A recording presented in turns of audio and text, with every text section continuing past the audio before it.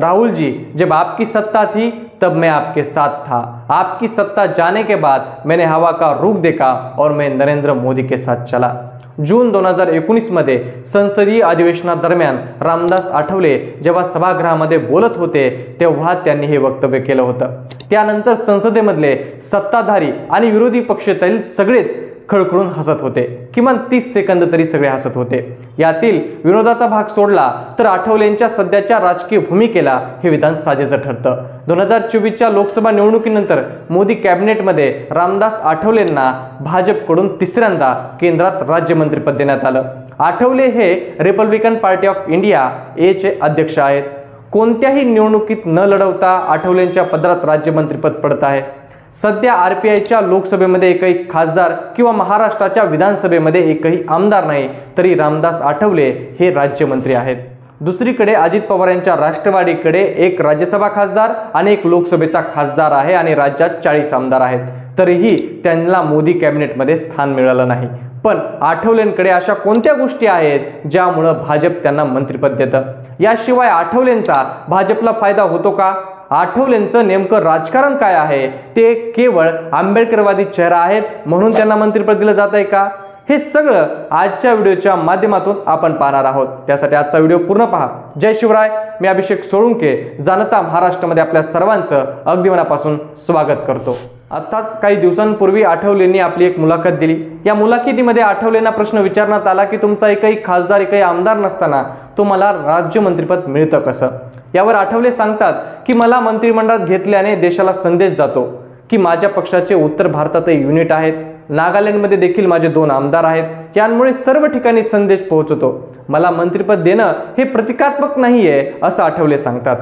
तर भाजपला नेमका आठवलेंचा फायदा काय? तर निवडणुकीच्या राजकारणात रामदास आठवले यांचा भाजपला काय फायदा होतो याबद्दल तज्ञ सांगतात की निवडणुकीच्या राजकारणात आठवलेंच्या आत्ताच्या काळात फायदा होतोय अशी कोणतीही आकडेवारी आपल्याकडे उपलब्ध नाही।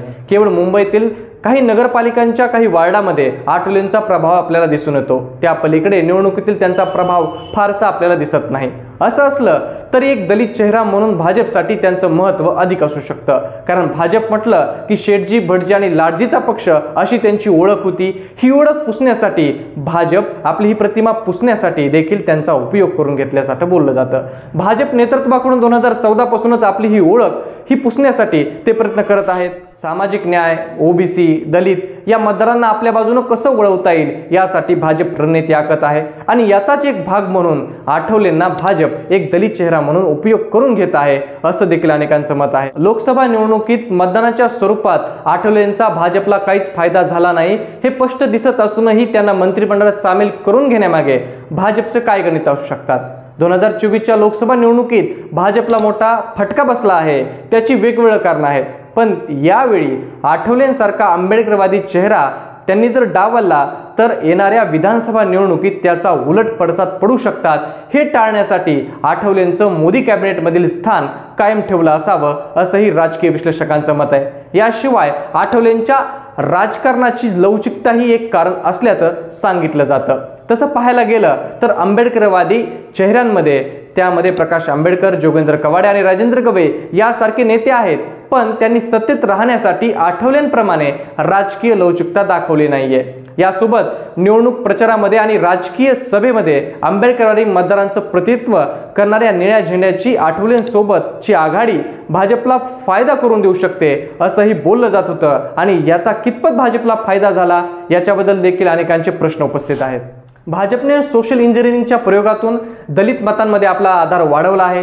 देशात दलित मतदार आपल्याकडे वळवण्यात भाजपला कितपत यश मिळालं यावर प्रश्नच आहे। शिवाय हिंदू, दलित आणि नवबौद्ध अशी विभागणी भाजप आणि सेनानं केली आणि आपलं राजकारण त्यांच्यापर्यंत नेण्याचा प्रयत्न त्यांनी केला। पण भाजपनं संविधान भाजप बदलणार असा त्यांच्यावर सातत्याने आरोप होतोय। भाजप दलितांवर अत्याचार करत आहे असे विरोधक देखील त्यांच्यावर आरोप करतात। तेव्हा मात्र रामदास आठवले ही भाजपची पाठराखण करतात। एक दलित राजकारणी भाजपची बाजू घेतल्याचा त्याचा राजकीय मेसेजही खालीपर्यंत जातो आणि यासाठी त्यांचा उपयोग होतो हे मात्र नक्की आहे। पण हे सगळं असलं तरी इतर विरोधी पक्षांवर, काँग्रेसवर टीका करताना पंतप्रधान नरेंद्र मोदी हेच संविधानाचे रक्षक आहेत, सामाजिक न्याय आणि आरक्षणाचे ते पुरस्कर्ते आहेत असे आठवले माध्यमांसमोर ठणकावून आपली भूमिका सांगतात। कदाचित याच राजकीय खेळीसाठी भाजप आठवलेंना जवळ करत असल्याचं देखील बोललं जातं। आता आपण बघूयात की आठवलेंचं राजकारण कसं कसं बदलत गेलं। दलित पॅंथरच्या माध्यमातून रामदास आठवलेंनी आपल्या सामाजिक कार्यामध्ये उडी घेतली। 70च्या दशकात राजा ढाले यांनी अमेरिकेतील ब्लॅक पॅंथर याच्या धर्तीवर महाराष्ट्रामध्ये दलित पॅंथर याची स्थापना केली। या चळवळीच्या माध्यमातून दलितांवर होणारे अत्याचार, सामाजिक आणि सांस्कृतिक लढा देण्याचं काम या चळवळीने केलं। राजा ढाले आणि नामदेव ढसाळ यांच्यानंतर या चळवळीचं नेतृत्व केलं ते रामदास आठवले यांनी। मराठवाडा विद्यापीठाच्या नामांतराच्या संघर्षात रामदास आठवले यांची भूमिका महत्त्वाची होती। त्यानंतर दलित पॅंथर बरखास्त करण्यात आलं आणि 90च्या दशकाच्या सुरुवातीला आठवलेंनी राजकारणामध्ये प्रवेश केला। डॉक्टर बाबासाहेब आंबेडकर यांनी स्थापन केलेल्या रिपब्लिकन पार्टी ऑफ इंडिया या पक्षाचे अनेक गट तट पडू लागले। त्यामुळे रामदास आठवले यांनी Republican party of India Athawale गट या नावाच्या पक्षाची स्थापना केली। पुढे ते विधानसभेवर आमदार म्हणून निवडून गेले। शरद पवार मुख्यमंत्री असताना आठवलेंना समाज कल्याण, राज्य परिवहन आणि रोजगार हमी योजना मंत्री म्हणून त्यांनी काम पाहिलं। शरद पवार जेव्हा काँग्रेसमध्ये होते तेव्हा त्यांच्या समोर राज्यात सेना भाजपचं युतीचं मोठं आव्हान होतं। त्यांना शह देण्यासाठीच पवारांनी रामदास आठवले यांना पाठबळ दिलं। खरं तर शरद पवार यांनीच आठवलेंना राजकारणात आणल्याचं देखील सांगितलं जातं। आठवलेंच्या संसदीय राजकारणाची सुरुवात झाली ती 12व्या लोकसभेपासून। 1998 मध्ये ते दादर म्हणजे आताच्या मुंबई उत्तर मध्य या लोकसभा मतदारसंघातून निवडून गेले। तेव्हा शिवसेना भाजपच्या जातीवादी आणि धर्मांध राजकारणाविरोधात आपण काँग्रेससोबत जात असल्याची आठवलेंनी आपली भूमिका स्पष्ट केली। पण 2009 मध्ये शिर्डी लोकसभा मतदारसंघातून त्यांचा पराभव झाला आणि तेव्हापासूनच त्यांनी शरद पवारांची साथ सोडली। पुढे सत्तेचं वारं भाजपच्या दिशेने वाहू लागलेलं पाहून त्यांनी नरेंद्र मोदी यांच्यासोबत जाण्याचं ठरवलं। तेव्हा मोदी सरकारच्या दुसऱ्यांदा झालेल्या मंत्रिमंडळ विस्तारात त्यांना राज्यमंत्रीपद देण्यात आलं। सत्तेत राहिल्यानं दलित समुदायाला त्याचा फायदा होईल अशीच भूमिका त्यांनी घेतली। दुसरीकडे पाहिलं तर रामदास आठवलेंचा राज्यात कुठलाही असा हुकुमी मतदारसंघ नाहीये की जिथे ते स्वतः निवडून येतील किंवा त्यांनी पाठिंबा दिलेला उमेदवार लोकसभेत किंवा विधानसभेमध्ये निवडून येऊ शकेल। पण एक काळ असा होता की जेव्हा गावागावामध्ये आठवलेंचा एक गट असायचा तेव्हा यांचा आठवलेंचा त्यांच्यावर भरपूर प्रमाणात प्रभावही असायचा। 90च्या काळात शिवसेना प्रखर हिंदुत्वाची भूमिका घेत होती। देशात मंडल राजकारणाचं वारं वाहत होतं तेव्हा आठवलेंचा आंबेडकरी मतदारांवर मोठा प्रभाव होता। पण आता दिवसेंदिवस आठवलेंचा आंबेडकरवादी मतदारांवरही प्रभाव क्षीण होत चालला आहे। 2024च्या लोकसभा निवडणुकीत तो किंचितही दिसला नसल्याचं देखील आकडेवारीवरून आपल्याला दिसतं। यंदाच्या लोकसभा निवडणुकीचा विचार केला असता महाराष्ट्रात फोडाफोडीच्या राजकारणाचा भाजपला फटका बसला। त्यासोबत शरद पवार आणि उद्धव ठाकरे यांना मात्र याबद्दल सहानुभूती मिळताना आपल्याला दिसली। दुसरीकडे भाजप 400 जागा जिंकून संविधान बदलणार अशी भीती आंबेडकरवादी मतदारांमध्ये पसरली। त्यामुळे त्यांनी पारंपरिक पद्धतीने आपलं मतदान केलं नाही असं देखील बोललं गेलं। यावेळी ही निवडणूक लोकांनीच लोकांच्या हातात घेतली। त्यामुळं आंबेडकरवादी जनतेनं आंबेडकरवादी नेत्यांच्या सांगण्यापर्यंत मतदान केलं नाही असाही आरोप त्यांच्यावर करण्यात आला। पण हे सगळं असलं तरी शेवटी भाजपला एक दलित चेहरा पाहिजे आणि रामदास आठवले यांना सत्ता जवळ पाहिजे।